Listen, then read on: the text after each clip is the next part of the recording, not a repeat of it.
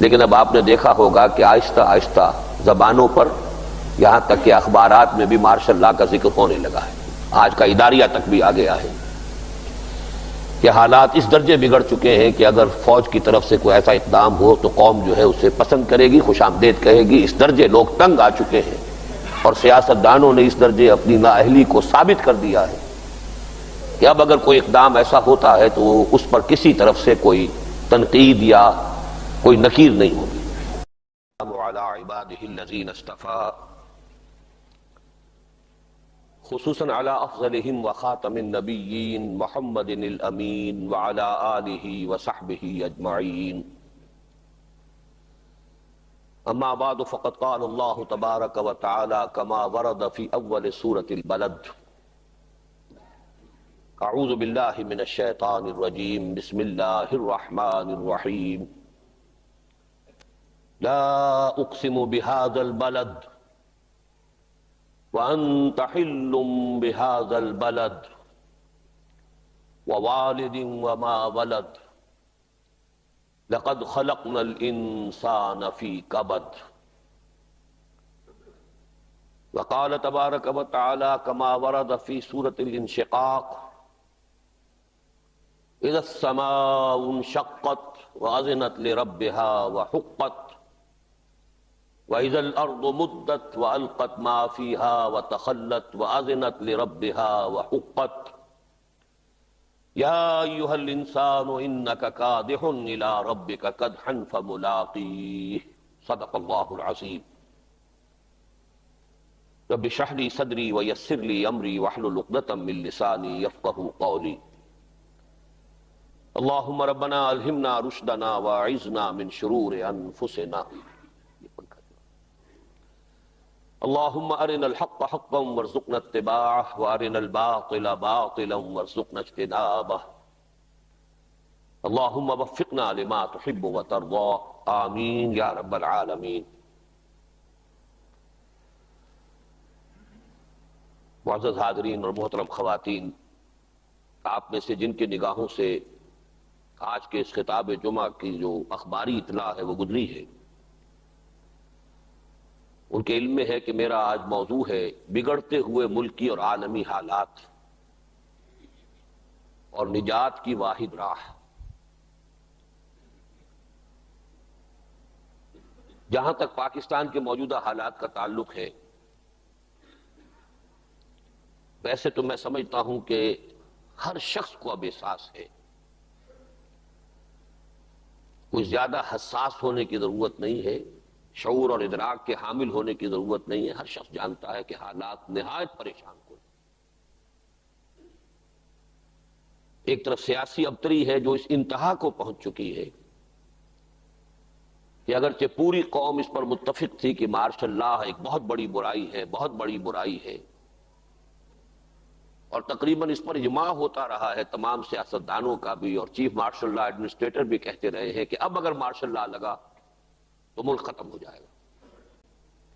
لیکن اب آپ نے دیکھا ہوگا کہ آہستہ آہستہ زبانوں پر، یہاں تک کہ اخبارات میں بھی مارشل لا کا ذکر ہونے لگا ہے، آج کا اداریہ تک بھی آ گیا ہے کہ حالات اس درجے بگڑ چکے ہیں کہ اگر فوج کی طرف سے کوئی ایسا اقدام ہو تو قوم جو ہے اسے پسند کرے گی، خوش آمدید کہے گی۔ اس درجے لوگ تنگ آ چکے ہیں، اور سیاستدانوں نے اس درجے اپنی نااہلی کو ثابت کر دیا ہے کہ اب اگر کوئی اقدام ایسا ہوتا ہے تو اس پر کسی طرف سے کوئی تنقید یا کوئی نکیر نہیں ہوگی۔ اس کے ساتھ ہی نظر یہ آ رہا ہے کہ اب وہ جو اس گزشتہ الیکشن کے بعد ایک جو کچھ بات بہتری کی نظر آئی تھی سیاسی اعتبار سے، دینی اعتبار سے نہیں، دینی اعتبار سے تو معاملہ کسی بھی پہلو سے بہتر نہیں ہوا، بد سے بدتر ہی ہم ہو رہے ہیں روز بروز۔ خالص سیاسی اعتبار سے ایک بہتری نظر آئی تھی کہ یہ کہ چونکہ ہمارے ہاں ابھی تک نظام وہ پارلیمانی سیاست کا نظام چل رہا ہے، تو اس جمہوریت نظام کے لیے ضروری ہے ٹو پارٹی سسٹم، دو پارٹیز مضبوط ہو، چھوٹے چھوٹے گروپ نہ ہو، اس سے ہمیشہ عدم استحکام ہوتا ہے۔ ایک مینڈک ادھر پھدک گیا وہ حکومت ختم ہو گئی، ادھر سے ادھر آ گئے تو وہ پھر تبدیلی آ گئی۔ تو یہ چھوٹی پارٹیاں جو ہیں اس کے بجائے دو پارٹیاں ہو، ایک کے پاس حکومت ہے، دوسری مضبوط اپوزیشن ہو، یہ بہتری کی صورت پیدا ہوتی کچھ نظر آ رہی تھی کہ کم سے کم دو پارٹیاں، اب اپوزیشن کی مسلم لیگ بھی ظاہر بات ہے کہ ایک مضبوط پارٹی کی حیثیت سے اس نے اپنا لوہا منوایا، یہ نہیں ہے کہ اس میں ٹوٹ پھوٹ ہو رہی ہو فوری طور پر، لیکن یہ کہ اس کے جو بھی اگلا مسئلہ تھا کہ جس کے پاس حکومت آ گئی ہو اس کو حکومت کرنے دی جائے کچھ عرصے کے لیے، اور اپوزیشن تیاری کرے، تنقید بھی کرے، لیکن ساتھ یہ ہے کہ ایک اپوزیشن کا جو مثبت رول ہوتا ہے ملک میں اس کو ادا کرے، جس کو آپ کہتے ہیں کہ کرکٹ کھیلی جاتی ہے تو بھی قواعد و ضوابط سے، رولز آف دی گیم ہوتے ہیں، فٹ بال کھیلی جاتی ہے تو اس کے اپنے گیم کے رول ہیں، اسی طرح اس پولیٹیکل گیم کے بھی کچھ قواعد و ضوابط ہیں، لیکن معلوم ہوا کہ اس کے لیے ہماری جماعتیں تیار نہیں ہیں۔ اس حوالے سے صورتحال اب پھر آ رہی ہے، پھر وہ چھوٹے چھوٹے گروپ ملا کر متحدہ محاذ۔ پاکستان کی تاریخ کا یہ ایک سرکل ہوتا ہے، کوئی ایک حکومت بنتی ہے، 1-2 سال 4 سال اس کو کام کرنا، 4 سال تو خیر اب سوال ہی نہیں رہا، پھر اس کے بعد وہ سب گروپ جمع ہو جاتے ہیں اس کی ٹانگ گھسیٹنے کے لیے۔ ٹانگ گھسیٹنے کے لیے جمع ہو سکتے ہیں اس ملک کے اندر، اور ہمیشہ ہوئے ہیں، چاہے وہ ایوب خان کی ٹانگ گھسیٹنی تھی یا پھر بھٹو کی ٹانگ گھسیٹنی تھی، جس کی ٹانگ گھسیٹنی ہو سب جمع ہو جائیں گے، لیکن اس کے بعد ٹانگ گھسیٹنے کے بعد پھر اب کیا کریں، پھر سب جو ہے جدا ہوں گے۔ معلوم ہوتا ہے کہ پھر چکر کھا کر فل سرکل میں پھر ہماری سیاست ادھر جا رہی ہے، پھر متحدہ محاذ والا مسئلہ بن رہا ہے۔ بہرحال اس سے بھی کسی خیر کی توقع نہیں۔ معاشی بدحالی، صنعت کی تباہی، کاروبار کا جو برا حال ہے جس سے سنیے، مہنگائی کا جو عالم ہے بڑھتا چلا جا رہا ہے، بد امنی، کراچی تو اس کے یوں سمجھیے کہ سب سے نمایاں مثال ہے۔ اب عام لوگ کہتے ہیں کہ صبح کو گھر سے نکلنے کے بعد شام کو واپس آنا، کیوں سمجھیے کہ ایک غیر یقینی کسی کیفیت ہے ہر ایک کے اوپر، ڈاکے ہو، قتل و غارت ہو، راہ چلتے راہگیر جس طریقے سے کراس فائرنگ کے اندر، جن کا کسی سے کوئی تعلق نہیں، کسی گروپ سے تعلق نہیں، شادی کے لیے آئے سعودی عرب سے، اپنی کار سجانے کے لیے لے گئے تھے، واپس آئے تو لاش آئی ہے۔ یہ حالات جو ہو رہے ہیں ملک کے، اور اس سب سے بڑھ کر فرقے وارانہ کشیدگی اور تشدد، سپاہ صحابہ اور اہل تشیع کے جو جلسے لاہور میں ہوئے ہیں، نہایت خوفناک منظر ہے جو سامنے آ رہا ہے، کھلم کھلا نہایت تباہ کن ہتھیاروں کی ڈیمانسٹریشن کھڑے ہو کر۔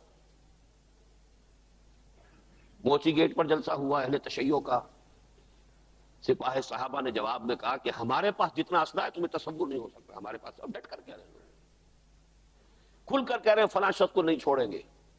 اسے یہ فکر نہیں ہے کہ میری اس تقریر کے اوپر بھی مجھ پر مقدمہ بن سکتا ہے۔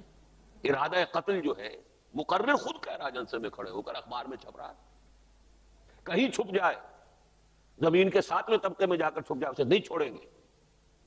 یہ باتیں علن اعلان جلسوں میں اور ڈنکے کی چوٹ اور اخبارات میں چھپ رہی، اسلحہ کے انبار ہے۔ کیا ہوگا یہ اگر کہ ایک دفعہ کوئی چنگاری اس بارود کے اندر کہیں پڑ گئی، کس قسم کا تصادم ہوگا، اور اس کا ایک پس منظر ہے وہ میں بعد میں عرض کروں گا۔ بہرحال میں زیادہ مرثیہ کہنا نہیں چاہتا، اس میں جو محدود وقت ہے اس کو مزید ضائع نہیں کرنا چاہتا، جو حالات ہے سب کے علم میں۔ ان حالات کا ایک تجزیہ تو میں اس سے پہلے بھی کرتا رہا ہوں اور یہاں پہ بھی بعض مواقع پر آیا ہے۔ کیوں ہے یہ صورتحال؟ وہ ایک اجتماعی تجزیہ سمجھیے۔ میں ایک جملے میں کہا کرتا ہوں کہ یہ ایک عقدہ لا ینحل ہے، پاکستان کے وجود کے ساتھ وابستہ ہے، ڈائلیما ہے، ڈائلیما آف پاکستان ایگزسٹنس۔ وہ ڈائلیما یہ ہے کہ ہم نے ایک ملک بنایا جس کی کوئی بنیاد اسلام کے اور مذہب کے سوا نہیں، اور اس اسلام اور مذہب کو ہم نے یہاں قائم نہیں کیا۔ نتیجہ جو نکلنا چاہیے وہی سامنے۔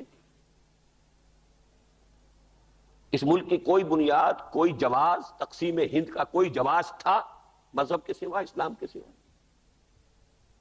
کوئی جغرافیائی جواز ہو، کوئی تاریخی جواز ہو، کوئی لسانی جواز ہو، کوئی ثقافتی جواز ہو، مجھے بتائیے۔ نسلی جواز ہو کہ صاحب ایک نسل ادھر رہتی ہے، ایک نسل ادھر رہتی، نسلوں کی کھچڑی ہے، ہندوؤں اور مسلمانوں کے درمیان مشترک ہے۔ مسلمان راجپوت ہندو راجپوت، مسلمان جاٹ ہندو جاٹ، برہمن سے سید وہ شیخ بن گئے، علامہ اقبال برہمنوں کی اولاد ہے نا، برہمن زادہ ہے رمز آشنا ہے روم و تبریزس. یہ سارے جو یہاں شیوخ کہلاتے ہیں وہ کون ہیں؟ شیخ. آخر سب ہندوؤں ہی میں سے ان کے جو ویش جو بھی ان کے کاروباری طبقات تھے وہی ایمان لائے، مسلمان ہوئے. تو وہ ان کے مختلف گوتے بھی ہیں. قوم پنجابی سوداگران جو ہیں انہوں نے تو اپنی گوتوں کو بھی برقرار رکھا ہوا. تو نسل وہی تھی، زبان پنجابی، سکھ بھی زبان پنجابی بول رہا اور ادھر سے مسلمان جو ہے وہ بھی زبان پنجابی بول رہا. اردو بولنے والے وہاں بھی ہیں، اردو بولنے والے یہاں بھی ہیں. تو کوئی اور جواز نہیں تھا اس تقسیم کا. سندھی بولنے والے ہندو تھے جو یہاں سے گئے ہیں، اور سندھی بولنے والا مسلمان ہے جو یہاں ہے، اور اب بھی سندھ میں ہندو بھی موجود. کوئی نسلی، کوئی لسانی، کوئی ثقافتی کوئی بنیاد نہیں سوائے اسلام کے. پاکستان کا مطلب کیا؟ لا الہ الا اللہ. پاکستان میں آ کر وہ لا رہ گیا، صرف اللہ آیا ہی نہیں. اس کا نتیجہ تو یہی نکلنا تھا کہ ایک خلا ہے، ایک ویکوم ہے. آپ کو معلوم ہے ہوا کا دباؤ کم ہو جائے تو آندھیاں آتی ہیں، طوفان آتے ہیں، سائیکلون آتے ہیں. ہوا کا دباؤ کم ہو گیا کیا ہوگا پھر؟ تو جب خلا پیدا ہوا اس خلا کا نتیجہ یہ ہے کہ ہماری کوئی جڑ نہیں، کوئی بنیاد نہیں. ہم بے بنیاد قوم ہیں اس وقت، بے بنیاد ملک ہے. اسی لیے ہمارے مبصرین جو ہے بین الاقوامی ایسے ایسے فکرے چست کرتے ہیں. Pakistan is still in search of an identity. Pakistan ابھی تک ایک تشخص کی تلاش میں ہے کہ میں ہوں تو کون ہوں، کیوں ہوں، کس لیے ہوں. یہ تو ہے ایک جملے میں اجتماعی سطح پر. لیکن آج میں ذرا یہ تجزیہ ایک دوسرے اینگل سے آپ کے سامنے رکھ رہا ہوں. اجتماعی فینومینا جتنے بھی ہوتے ہیں ان کا بھی آخری تجزیہ جب کریں گے تو اصل سبب انفرادی ہوتا ہے. افراد سے ہی قوم بنتی ہے نا. اقبال کا بڑا پیارا شعر ہے کہ افراد کے ہاتھوں میں ہے اقوام کی تقدیر، ہر فرد ہے ملت کے مقدر کا ستارہ. افراد سے معاشرہ، معاشرے سے قوم، جو بھی بنتی ہے افراد سے ہے. تو جو بھی اجتماعی سطح پر کوئی خرابی آتی ہے، کوئی کمی آتی ہے، کوئی تقصیر ہے، تو اس کا اصل انالیسس کریں گے تو جائے گا تو افراد کے اوپر. اور وہ شعر بھی سامنے لے آئیے کہ فطرت افراد سے اغماض بھی کر لیتی ہے، نہیں کرتی کبھی ملت کے گناہوں کو معاف. جب کوئی خرابی افراد سے اتنی بڑھ جائے کہ اجتماعی سطح پر اب اس کا ظہور ہو پھر سزا ملتی ہے. افراد کا معاملہ اللہ تعالیٰ کے ہاں آخرت میں جا کر ہو جائے گا. کلہم آتی ہے یوم القیامت فردا. وہاں عدالت خداوندی میں تو ہم میں سے ہر شخص کی پیشی انفرادی طور پر ہوگی. تم اپنا حساب کتاب لاؤ، تم نے ہم نے تمہیں یہ دیا، یہ دیا، یہ دیا، اپنا حساب پیش کرو. وہاں انفرادی ہے. لیکن قوموں کے سطح پر معاملات یہاں طے ہوتے ہیں. فطرت افراد سے اغماض بھی کر لیتی ہے، لیکن وہ کرتی ہے اس دنیا میں. آگے تو جا کر حساب ہونا ہے. آؤ گے ہمارے پاس، لن تزولا قدم ابن آدم حتی یسأل عن خمس. تم میں سے کسی ایک کے قدم ہل نہیں سکیں گے ہمارے ہاں عدالت میں کھڑے ہوگے کٹہرے میں جب تک 5 حساب نہ لے لیے جائیں. ہم نے عمر دی تھی 80 برس، کہاں گوائی؟ ان عمرہ فیما افنا. پھر عمر کا ایک خاص حصہ تھا جوانی کا. وان شبابہ فیما ابلا. وہ جوانی کہاں گلائی؟ وان مالہ من این اکتسبہ وفیما انفقہ. مال کا حساب دو، کہاں سے کمایا تھا، حلال سے کہ حرام سے، کہاں خرچ کیا تھا، جائز میں کہ ناجائز میں، عللو تللو میں، عیاشی میں، یا ادائے حقوق میں اللہ کے دین کی خاطر کیا. وَأَمَّا عَمِلَ فِيمَا عَلِمَ. 5واں سوال یہ جو علم تمہیں حاصل ہو عمل کتنا کیا. وہاں انفرادی محاسبہ ہر شخص کا ہوگا. دنیا میں قوموں کی سطح پر فیصلے صادر ہو جاتے ہیں. قومیں برباد کر دی جاتی ہیں، قومیں نسیم منسیہ کر دی جاتی ہیں، قومیں ہلاک کر دی جاتی ہیں. قوم نوح ہلاک کر دی گئی، قوم ہود ہلاک کر دی گئی، قوم صالح ہلاک کر دی گئی، قوم فرعون ختم کر دی گئی. ہوتا اور ہم بھی اس سے بچے نہیں ہیں. ہسپانیہ میں مسلمان ختم کر دیے گئے، اب بوسنیا میں ہو رہا ہے. کل کی جو خبر تھی آج پتہ نہیں کیا ہوا ہے، SOS کالز جا رہی تھی. 2 لاکھ مسلمان جہاں گرا ہوا ہے، واکنگ ڈسٹنس تک سرب افواج پہنچ چکی تھی. یہ ساری چیزیں ہو رہی ہیں. 500 برس پہلے جو کچھ یورپ کے جنوب مغربی سرے میں ہوا تھا اسپین میں، وہ یورپ کے جنوب مشرقی کونے میں اب ہو رہا ہے. بلقان کا علاقہ کیا ہے؟ وہ یورپ کا جنوب مشرق ہے. اور اسپین کیا تھا؟ وہ یورپ کا جنوب مغرب تھا، 500 برس پہلے وہاں ہوا تھا. تو قومی سطح پر سزائیں دنیا میں ملتی ہیں. لیکن اس وقت میں یہ آپ سے عرض کرنا چاہتا ہوں کہ انفرادی جائزہ لیجئے. انفرادی جائزے میں جو بات آج میں آپ کے سامنے رکھنا چاہتا ہوں وہ یہ کہ ہر انسان محنت تو کرنے پر مجبور ہے اس دنیا میں، بس محنت کا رنگ کیا ہے، ہدف کیا ہے، تقسیم کیا ہے، اس پر سارا دار و مدار ہے. دنیا میں عزت یا بے عزتی کا، دنیا میں زوال یا ترقی کا، اس کا تجزیہ ہے اصل میں. اسی لیے میں نے آج وہ آیتیں پڑھی ہیں. یہ 2 صورتیں آخری پارے کی بڑی عجیب ہیں، سورۃ البلد اور سورۃ الانشقاق. سورۃ البلد میں پہلے 3 آیتوں میں اللہ تعالیٰ نے قسمیں کھائی. لا اقسم بہذا البلد وانت حل بہذا البلد ووالد وما ولد. مقسم علیہ جس پر قسم کھائی گئی وہ کیا ہے؟ لقد خلقنا الانسان فی کبد. ہم نے انسان کو محنت اور مشقت ہی میں پیدا کیا. محنت، مشقت، تکلیف، محنت یہ ہر انسان کا مقدر ہے، کرنی ہی ہے. فرق صرف یہ ہوتا ہے کہ کسی کی مشقت اور محنت جسمانی زیادہ ہے، اینٹیں ڈھو رہا ہے غریب، کسی چلا رہا ہے. کسی کی محنت مشقت ذہنی زیادہ ہوتی ہے، بیٹھا ہوا تو ہے آرام کرسی پر، ریوالونگ چیئر ہے بڑی آرام دہ، لیکن اس کی جو ذہنی مشقت جو وہ کر رہا ہے. جو جسمانی مشقت کرتا ہے وہ رات کو پاؤں پھیلا کر سوتا ہے، چاہے روٹی بھی پوری نہ ملی ہو، لیکن اسے پتہ نہیں ہوتا رات کب گزر گئی. اور یہ دوسرے جو ہوتے ہیں انہیں رات کو بھی نیند نہیں آتی، مخملی گدیلوں پر بھی نہیں آتی. انہیں ضرورت ہوتی ہے ہپنوٹکس کی بھی، سیڈیٹیوز کی بھی، ٹرینکولائزرز کی بھی، یہ ساری چیزیں وہاں چلتی. اس لیے ان کی جو کوفت ہے وہ کسی اور قسم کی ہے. لیکن بچا ہوا کوئی نہیں ہے. محنت، مشقت، قرآن نے اتنی قسمیں کھا کر اللہ نے کہا ہے. ہم نے انسان کو، یہاں کسی انسان کی تخصیص نہیں ہے. محنت، مشقت، اور اس محنت مشقت کے ساتھ اس میں غالب نے ایک اور رنگ داخل کیا ہے، اس کے ساتھ غم بھی ہے. مثلا حیوان اور انسان میں کیا فرق ہے؟ بیل ہے، کولو چلا رہا ہے، مشقت تو وہ بھی کر رہا ہے. بار برداری کا اونٹ ہے، بوجھ ڈھو رہا ہے ادھر سے ادھر تک، محنت تو وہ بھی کر رہا ہے. انسان محنت بھی کرتا ہے، مزید اس کو رنج اور غم جو سابقہ اس کو پیش آتا ہے. بیل کو پتہ بھی نہیں ہوگا میری کو اولاد بھی ہے، نسل بھی ہے، وہ کوئی بیمار ہے، کس حال میں ہے. گائے کو بھی اپنے بچے کی خبر ہوگی، وہ چھوٹا سا جب ہے دودھ پیتا ہے، اس کے بعد اسے کیا پتا وہ کہاں گیا کہاں نہیں ہے. انسان کو جو تکلیفیں جھیلنی پڑتی ہیں، پھر جو غم جھیلنے پڑتے ہیں، وہ حیوان کے لیے نہیں ہے، یہ انسان کے لیے. اسی لیے کہا غالب نے کہ قید حیات و بند غم اصل میں دونوں ایک ہیں. موت سے پہلے آدمی غم سے نجات پائے کیوں؟ تو یہ مشقت اور غم دونوں کو شامل کر لیجئے. انسان کا معاملہ حیوان سے بدتر ہے اس پہلو سے. کبھی کسی بیل کو، اونٹ کو وہ صدمہ نہیں ہوا ہوگا کہ بیٹا نے سینے تان کر کہا ابا جان آپ چھوڑیے، آپ کیا باتیں کرتے ہیں، آپ دکیا دوسری باتیں کرتے ہیں.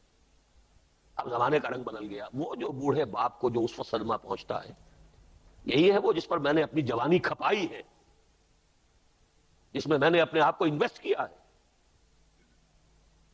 آج یہ میرے سامنے کھڑا ہو کر کیا کہہ رہا ہے؟ اور یہ تو میں نے بڑی ہلکی مثال دی ہے. گالیاں دینے والے بھی ہیں، ماں باپ کو قتل کرنے والے بھی ہیں. مرتا نہیں ہے بڈھا کہ یہ مرے تو مجھے یہ ساری جائیداد ملے اور مجھے آزادی حاصل ہو. تو یہ غم جو ہے،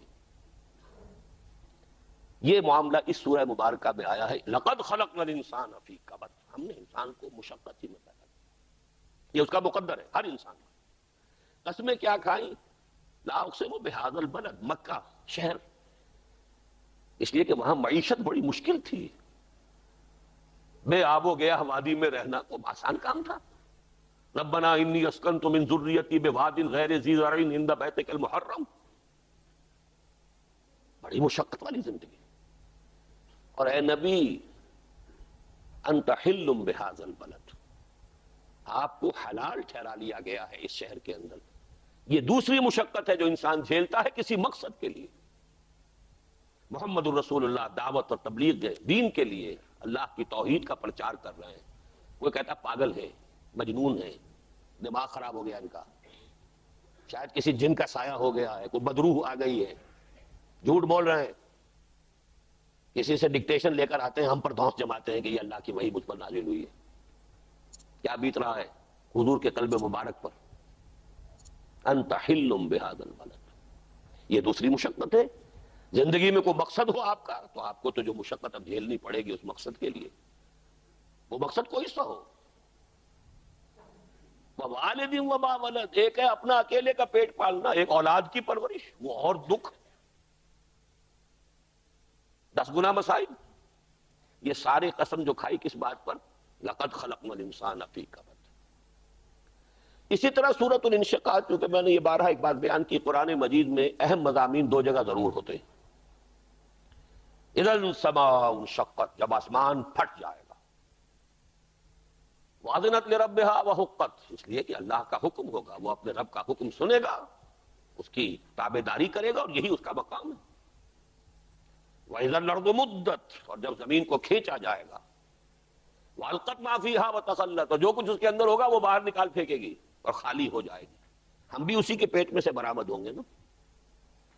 ایک مرتبہ ہماری ولادت ہوئی ہے ماؤں کے پیٹوں سے، دوسری ولادت ہونی ہے اس زمین کے پیٹ سے جب یہ قبریں ہمیں اگل دیں گی. وَأَذِنَتْ لِرَبِّهَا وَحُقَّتْ، یہ حکم ہوگا اسے اس کے پروردگار کا، اسے اپنے رب کے حکم کی ماننا ہے، یہی اس کا مقام ہے. یا ایھا الانسان انک کادح الی ربک کدحا فملاقیہ، اے انسان تجھے مشقت پر مشقت جھیلتے ہوئے، محنت پر محنت کرتے ہوئے ہی آگے بڑھنا ہے، اور پھر اپنے رب کے حضور میں پیش ہونا ہے. یہ اور مصیبت ہے، کسی اونٹ اور کسی بیل سے محاسبہ نہیں ہے. وہاں کیا کر کے لائے؟ جو مشقت تھی اس دنیا کی تھی، جھیل لی، ختم ہوئے، اب کوئی حساب کتاب تو نہیں. یہ اگلی منزل ہے انسان کی. فملاقی، اپنے رب کے حضور میں حاضری بھی ہے، پھر جب سوال جواب بھی ہوگا. اسی لیے آخری پارے ہی کی پہلی صورت ختم ہوتی ہے نا، وَيَقُولُ الْكَافِرُ يَا لَيْتَنِي كُنتُ تُرَابًا، اس روز کہے گا کافر کاش میں مٹی ہوتا، انسان بنا ہی نہ ہوتا میں، جسے آج ہم بہت بڑا شرف سمجھ رہے ہیں، شرف انسانیت. کاش کہ میں مٹی ہوتا، یہ انسان کی حیثیت مجھے دی ہی نہ جاتی کہ میں آج یہاں کھڑا ہوں جواب دے کے. اور حضرت ابوبکر اس زندگی میں کہا کرتے تھے کاش کہ میں گھاس کا ایک تنکا ہوتا جو سوکھ جاتی ہے، جلا دی جاتی ہے، اس سے کوئی حساب کتاب نہیں ہے.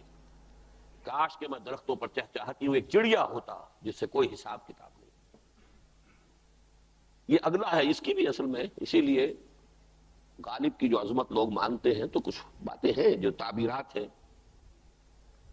اب تو گھبرا کے یہ کہتے ہیں کہ مر جائیں گے، اور مر کے بھی چین نہ پایا تو کہاں جائیں گے، تو کدھر جائیں گے؟ وہاں تو اگلا مرحلہ بھی آنا ہے، وہ ہے اس صورت میں یا ایھا الانسان انک کادح الی ربک کدحا فملاقیہ. نتیجہ کیا ہے ان دونوں کا؟ ہر انسان کو محنت اور مشقت تو کرنی ہی ہے. اب مجھے حدیث بھی یاد آ گئی ہے، حضور نے فرمایا کل نفس یغدو فبائع نفسہ فموتقها وموبقها. ہر انسان جب صبح آنکھ کھلتی ہے رات کے سونے تک وہ اپنے آپ کو بیچتا ہے. کوئی جسمانی مشقت اپنی بیچ رہا ہے، شام کو 100 روپے لے کر آیا ہے، اس نے اپنی جسمانی محنت بیچی ہے نا. کسی نے اپنی ذہنی محنت، ذہنی صلاحیت بیچی ہے، چاہے وہ ڈاکٹر ہے، چاہے انجینئر ہے، کوئی اور ہے، وہ اپنی ذہنی صلاحیت بیچ رہا ہے بیٹھا ہوا اپنے کلینک میں، اپنے آفس میں. بائع نفسہ، اپنے آپ کو بیچتا ہے. یہ بیچنا تو ہر ایک کا ہے، ہر شخص بیچ رہا ہے اپنے آپ کو. کوئی بدبخت وہ ہے جو یہ ساری مشقت جھیل کر بھی رات کو جہنم لے کر آیا ہے گھر میں. مشقت بھی جھیلی اور لے کر بھی آیا آگ کے انگارے، اس لیے کہ حرام کاروبار کیا. کوئی وہ ہے جو اس مشقت کے بعد اپنے نفس کو جہنم کی آگ سے چھٹکارا دے کر آتا ہے. بیچا، جائز جگہ بیچا، جائز طریقے سے بیچا. بیچا اس نے بھی، محنت اس نے بھی کی، مشقت اس نے بھی کی، لیکن اس نے اپنے مشقت کے نتیجے میں اپنے آپ کو برباد کر لیا.